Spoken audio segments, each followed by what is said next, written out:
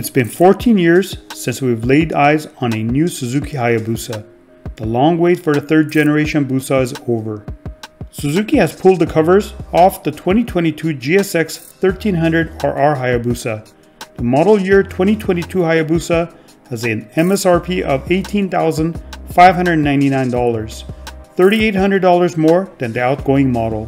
Suzuki says the reborn Busa boasts more than 550 new parts, but the changes are more evolutionary than revolutionary.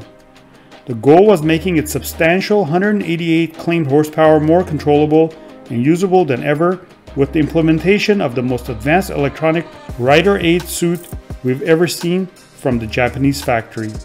The 1340cc inline-4 engine is now Euro 5 compliant.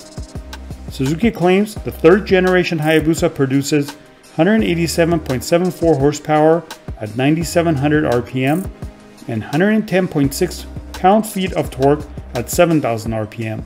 Figures that are slightly down compared to the previous generation, which produced a claimed 194.4 horsepower at 9,500 RPM and 114.3 pound-foot of torque at 7,200 RPM. However, Suzuki says the power and torque delivery are improved in the low to mid-range.